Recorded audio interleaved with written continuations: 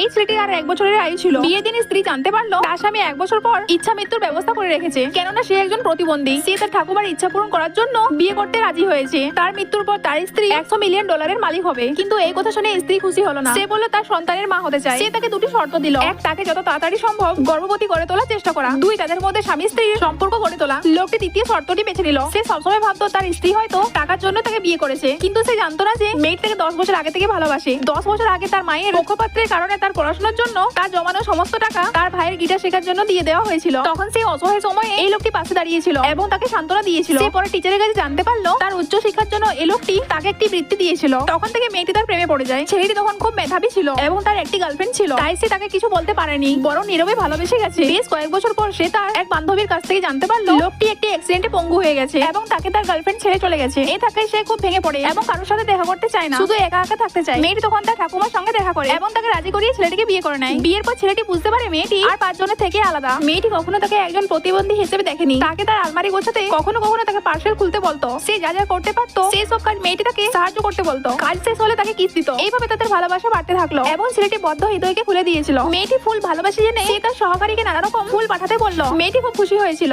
এবং ছেলেটিকে জিজ্ঞাসা করলো সে বাইরে যেতে চায় কিনা। ছেলেটি রাজি হয় না। সহকারী মেয়েটিকে বললো অ্যাক্সিডেন্টে পঙ্গু হওয়ার পর থেকে সে আর বাইরে যেতে চায় না। একজন প্রতিবন্ধীর পক্ষে বাইরে যাওয়াটা কতটা অসুবিধা তা সে বুঝতে পারে। মহিলাটি তার সহকারীকে তার জন্য একটি হুইল চেয়ারের ব্যবস্থা করে দিতে বললো। প্রতি রাতে সে একজন প্রতিবন্ধী হিসেবে জীবনটাকে অনুভব করার জন্য বাইরে বের হতো। ছেলেটি এটা জানতে পারলো কিন্তু সে কিছু বললো না। মেয়েটি একদিন ভালোবেসে তাকে যেতে বললো, কিন্তু ছেলেটি সেখান থেকে চলে গেল। মেয়েটি ভাবলো হয়তো ছেলেটি যাবে না। কিছুক্ষণের মধ্যে ছেলেটি রেডি হয়ে চলে আসে। বাইরে এসে মেয়েটি তাকে বাইরের পরিবর্তনগুলো দেখালো। মেয়েটি তাকে দৈনন্দিন জীবনের আনন্দ অনুভব করালো। তারপর ছেলেটি 2 জন লোকের মুখে শুনতে পেল যে রাস্তাটি খুব সুন্দর করে মেরামত করা হয়েছে। যখন সে জানতে পারলো তার জন্য তার স্ত্রী রাস্তাটা মেরামত করিয়েছে, তখন সে মন থেকে খুব খুশি হলো।